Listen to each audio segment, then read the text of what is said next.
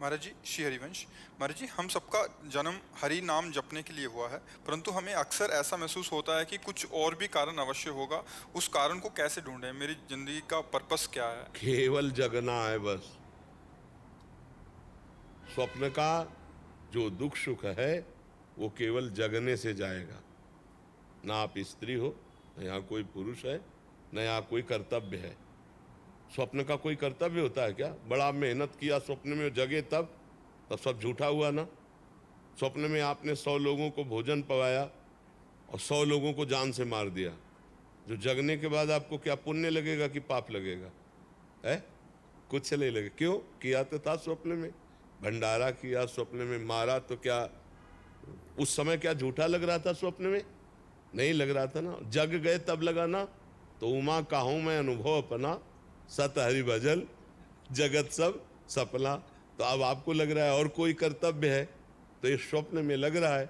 अगर जाग के देखो तो स्वप्न में एक आप ही थे, ना कोई वस्तु था, ना कोई व्यक्ति था, ना दुश्मन था, ना कोई दोस्त था। ये पता तब चला जब आप जगे। स्वप्न में जैसे हम कई बार कहा, समुद्र में डूब रहा हो कोई, अब उसको कैसे बचाया जाए?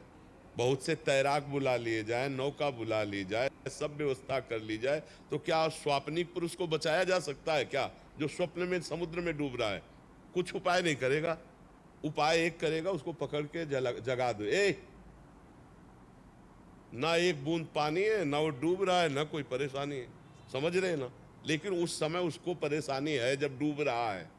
जब बिना जगे उसको ये दुख से दूर नहीं किया जा सकता। ऐसे ही हम लोग अपने को स्त्री मान लिए, पुरुष मान लिए, ये स्वप्न है। अब हमारा कर्तव्य बन गया कि पति की सेवा, पत्नी की सेवा, पुत्र की सेवा, सब। अब ये पूरा स्वप्न चल रहा है।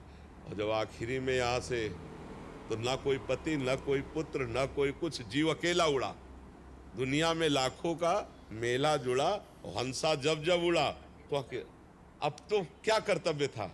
अब वो भूल करके फिर नाना प्रकार की माया का चिंतन करके अगले जन्म की व्यवस्था कर ली।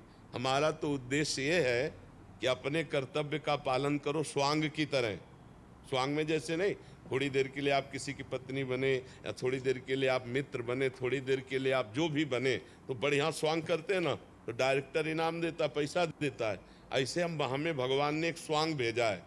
मान लो हमें गुरु का स्वांग दिया, किसी को शिष्य का स्वांग दिया, किसी को प्रश्नकर्ता का, किसी को उत्तर देने का स्वांग, बहुत से स्वांग है। तो अपने स्वांग को अच्छी तरह निभाओ, लेकिन स्वांग को स्वांग रहने दो, नाटक को नाटक रहने दो, रोल को रोल रहने दो। अगर आप जो 1 घंटा किसी की पत्नी बनी स्वांग में, और इसके पीछे, तो आप उससे यही कहो कि मर्यादा में रहना। ऐसे ही ये 60-70 वर्ष 50 वर्ष का स्वांग मिला है, पिता का, पुत्र का, पत्नी का, माता का, अलग अलग। हमको इस स्वांग में कमी नहीं रहने देना। जो स्वांग है उसको यथावत करना है, पर ये ध्यान रखना है, स्वांग करने वाले को याद रहता है कि मैं ये सब कुछ नहीं हूँ, मैं कुछ और हूँ, केवल थोड़ी देर मंच पर मैं कर रहा हूँ। तो जगन नाटक वैभवा, इस संसार रूपी मंच में हमें जो स्वांग मिला है वो हम करें, पर हम ये याद रखें कि मैं स्वांग नहीं हूँ, मैं सत्य सच्चिदानंद का स्वरूप हूँ, न स्त्री हूँ न पुरुष हूँ। पर अब ये बिना जाने अगर स्वांग में फंस गए तो अगला स्वांग तैयार है। वो चाहे सुअर का मिले, कुत्ता का मिले, गधा का मिले, कौन योनि में जाना पड़े। और अगर जान गए अपने आप को, बढ़िया स्वांग किया, 2 बातें, स्वांग बढ़िया और अपने को याद रखा कि मैं ये नहीं हूं, तो डायरेक्टर जो है परमात्मा, वो इस तुम्हें स्वांग से हटा देगा।